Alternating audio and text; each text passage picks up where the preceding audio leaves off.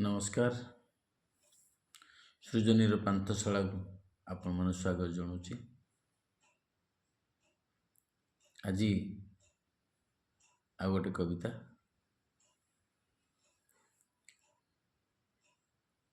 କିଛି ଦିନ ହେଲା ପ୍ରିୟା କଥା ମନେ ପଡ଼ୁଛି, ତେଣୁ ପ୍ରିୟା ଗୋଟେ ଚିଠିଟେ ଦେଇଛି। ସେ ଚିଠିରେ କ'ଣ ସବୁ ଲେଖିଛି ଆସନ୍ତୁ। ମୋ କବିତାର ନାଁ ପ୍ରିୟା ମୋ ଦେଇଛି ଚିଠି। ପ୍ରିୟା ମୋ ଦେଇଛି ଚିଠି ନୀଳ ଲଫାପାରେ। ପ୍ରିୟା ମୋ ଦେଇଛି ଚିଠି ନୀଳ ଲଫାପାରେ। ଗୋଲାପୀ ଓଠରେ ଚିଠି ସାରା ହୋଇ ପ୍ରତିବିମ୍ବ। ଯଥାମାନ୍ୟ ଦେଇଛି ହୃଦୟ ଅତରେ। ଲେଖିଛି ସତର୍କ ଘଣ୍ଟି, ଲେଖିଛି ସତର୍କ ଘଣ୍ଟି। ସପନ ଦେଖିବି ନାହିଁ ରାତି ଅଧଟାରେ। ଲେଖିଛି ସତର୍କ ଘଣ୍ଟି, ସପନ ଦେଖିବି ନାହିଁ ରାତି ଅଧଟାରେ। ଫୁଙ୍ଗୁଳା ଦର୍ପଣ ଆଗରେ ମାପିବିନି ବଢ଼ିଲା ବୟସ। ଫଗୁଣକୁ ମାଗିବିନି ଚାନ୍ଦ, ଅମାବାସ୍ୟା ଜାଳିବିନି ଦୀପ।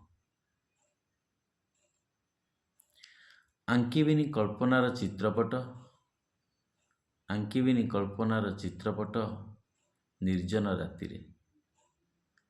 ଆଙ୍କିବିନି କଳ୍ପନାର ଚିତ୍ରପଟ ନିର୍ଜନ ରାତିରେ। ପୋଖରୀ କୂଳ ଶିଉଳିରେ ଖସିଗଲେ ଗୋଡ଼, ପୋଖରୀ କୂଳ ଶିଉଳିରେ ଖସିଗଲେ ଗୋଡ଼। ଦିଗହଜା ମହୁମାଛି ପରି ହଜାଇବ ପଥ। ପୋଖରୀର ଶିଉଳିରେ ଖସିଗଲେ ଗୋଡ଼, ଦିଗହଜା ମହୁମାଛି ପରି ହଜାଇବ ପଥ। ଏ ତ ହଜିଲା ବୟସ, ଏ ତ ହଜିଲା ବୟସ। କିଏ ଦେବା କାହାକୁ ବା ଦୋଷ? ଏ ତ ହଜିଲା ବୟସ, କିଏ ଦେବା କାହାକୁ ବା ଦୋଷ? ବାରମାସୀ ପରି ରଙ୍ଗ ବଦଳୁଛି, ବାରମାସୀ ପରି ରଙ୍ଗ ବଦଳୁଛି। କିନ୍ତୁ ନଥିବ ତୁମେ, ନଥିବି ମୁଁ। ନଥିବ ତୁମେ, ନଥିବି ମୁଁ। ଥିବ ଏଇ ଚିଠିର କଥା କେଇ ପଦ। ନଥିବ ତୁମେ, ନଥିବି ମୁଁ। ଥିବ ଏଇ ଚିଠିର କଥା କେଇ ପଦ। ଧନ୍ୟବାଦ।